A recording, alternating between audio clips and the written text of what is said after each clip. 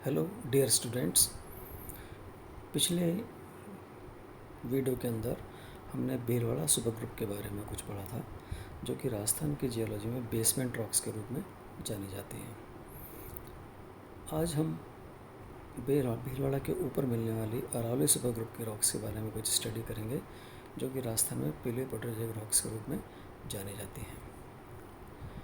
Aravalli super group में वो पूरा असेंबलेज शामिल किया जाता है, जो कि स्ट्रेटिफाइड मेटासेडिमेंट्स और इंटरलेयर्ड एक्सट्रूसिव से मिलकर बना होता है। इसके साथ इसके अंदर सेन ओरोजेनिक और late to post orogenic acidic, basic और ultra basic igneous intrusive rocks मिलती हैं।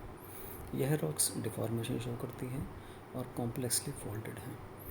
इन रॉक्स की एज 2500 मिलियन ईयर से 2000 मिलियन ईयर तक मानी जाती है और ये राजस्थान में पेलियोपोटोजेनिक फॉर्मेशंस को रिप्रेजेंट करती हैं।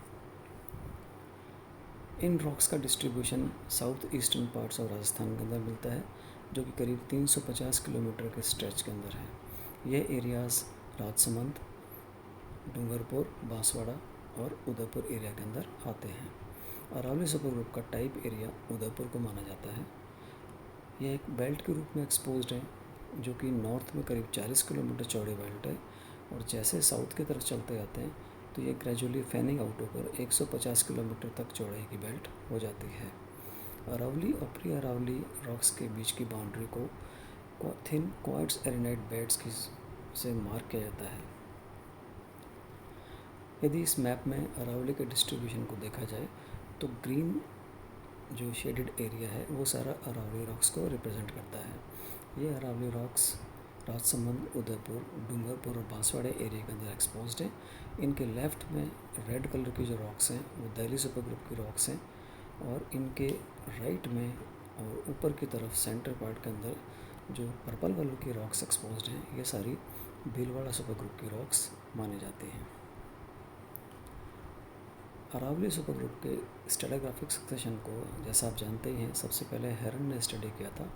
हेरन ने बैंडेड नीसी कॉम्प्लेक्स ओल्डेस्ट रॉक्स मानी थी और इनके ऊपर अरावली सिस्टम को डिपोजिशन माना था, जो कि सक्सेसिवली दिल्ली सिस्टम के द्वारा अनकन्फर्मेबली ओवरलैन है। गुप्ता ने 1997 में एक क्लासिफिकेशन दिया, जिसमें उन्होंने आर्कियन रॉक्स को भीलवाड़ा सुपर ग्रुप की रॉक्स माना है, और यह भीलवाड़ा सुपर ग्रुप की रॉक्स जो हैं इनके ऊपर प्रोटोजोइक रॉक्स अनकन्फर्मिटी के बाद मिलती हैं, जिनको अरावली सुपर ग्रुप की रॉक कहा जाता है, जो कि देवारी फॉर्मेशन या Bavanwal formation, Udaipur group, Badi lake group, Kankroli group, Jharol, Dovda और नाथद्वारा ग्रुप के द्वारा रिप्रेजेंट की जाती हैं। इनके ऊपर अनकन्फर्मिटी के बाद दिल्ली सुपर ग्रुप की रॉक्स मिलती हैं।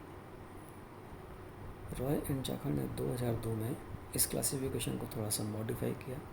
उन्होंने आर्कियन एज की रॉक्स को मेवाड़ नीसी कॉम्प्लेक्स का नाम दिया है, जिसके ऊपर अनकन्फर्मिटी के पश्चात प्रोटोलॉजिक एज की अरावली सुपर ग्रुप की रॉक्स मिलती हैं, जिनको 3 सब पार्ट्स के अंदर सब डिवाइड किया गया है: लोअर अरावली, मिडिल अरावली और अपर अरावली। लोअर अरावली देलवाड़ा फॉर्मेशन और झामर कटोरा फॉर्मेशन है, जिसको बाबरमल फॉर्मेशन का नाम भी दिया जाता है, उसके द्वारा रिप्रेजेंट की जाती हैं।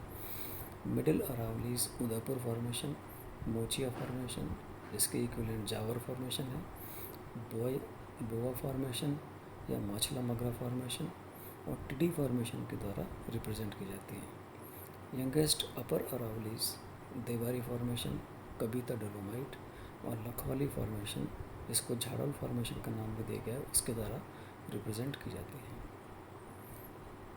ये अरावली सुपर ग्रुप की रॉक्स दिल्ली सुपर ग्रुप की रॉक्स के द्वारा अनकन्फर्मेबली ओवरलैइंग है।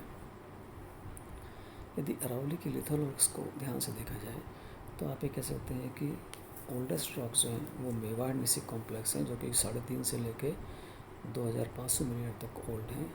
ये नीसी कॉम्प्लेक्स जो है, इसके ऊपर अरावली प्रोटोजोइक बाउंड्री मिलती है, इसको APB कहा जाता है।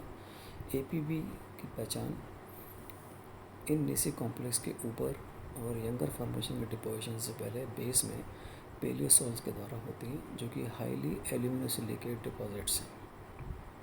इनके ऊपर लोअर अरावली ग्रुप के मेटावॉल्केनिक्स और क्लास्टिक्स मिलते हैं। स्टोनाटोलाइटिक रॉक्स मिलती हैं जिसमें रॉक फॉस्फेट मिलता है, और कार्बोनेट और कार्बोनेशियस फेलाइट्स मिलते हैं जिनके अंदर कॉपर, यूरेनियम और गोल्ड डिपोजिशन रिपोर्टेड है। मिडिल अरावली ग्रुप की रॉक्स अनकन्फर्मेबल हैं लोअर अरावली के ऊपर, जिनके ऊपर ग्रेवेक्स, स्लेट और फ्लाइट के डिपोजिशन हैं, और कार्बोनेट एसोसिएशन रॉक मिलते हैं जिसके अंदर लेड, जिंक और गोल्ड सिल्वर डिपॉजिट्स आपको मिलते हैं। मिडिल अरावली ग्रुप के डिपोजिशन के पश्चात क्वार्ट्जाइट और स्लेट फ्लाइट के सक्सेशन मिलते हैं, और middle Aravalli unconformably overlain by upper Aravalli group, जिसमें कॉन्ग्लोमेरेटिक हॉरिजन से डिपोजिशन शुरू होता है। उसके ऊपर आर्कोस, क्वार्ट्जाइट्स, फ्लाइट्स एंड कार्बोनेट्स के रूप में डिफरेंट रॉक्स एक्सपोज्ड हैं।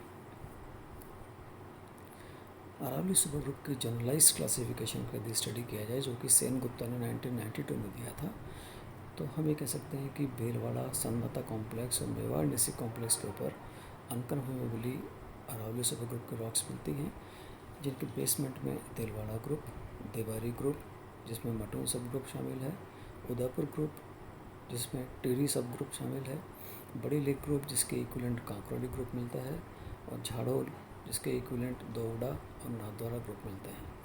इन ग्रुप के डिपोजिशन के पश्चात सिन ओरिजिनिक ग्रेनाइट और नीसिस डिपोजिशन होते हैं, इंट्रूसिव्स हैं, और रिखबदेव अल्ट्रामॉर्फिक सूट का भी डिपोजिशन इसके ऊपर मिलता है। उदयपुर में यंगेस्ट अरावली सुपर ग्रुप जो है, सुपर ग्रुप के रॉक्स हैं, वो लुनावडा ग्रुप के नाम से कहलाती हैं, और चंपानेर ग्रुप की रॉक्स जो हैं वो गुजरात एरिया के अंदर ही डिपोजिशन मिलती हैं।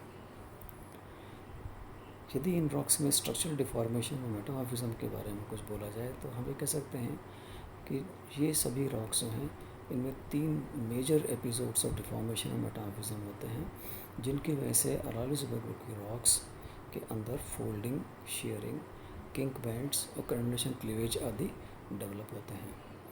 ये सभी रॉक ग्रीन शेस्ट फेसिस से लेके एम्फीबोलाइट फेसिस तक के मेटाफिक ग्रेड्स की रॉक्स हैं।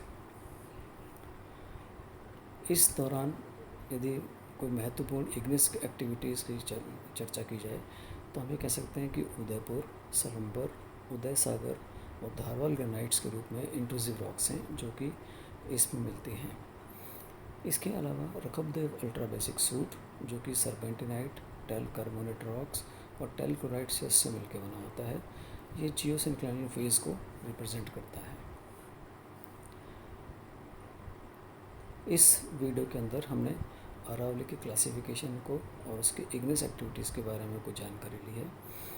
अरावली के क्लासिफिकेशन और लिथोलॉजिकल डिस्क्रिप्शन को हम पार्ट 2 के अंदर पढ़ेंगे। यदि इस पार्ट के अंदर आपको कन्फ्यूज़न है, किसी भी तरह की कोई डिफ़िकल्टी है, तो आप व्हाट्सएप पर मुझसे संपर्क कर सकते हैं। Thank you.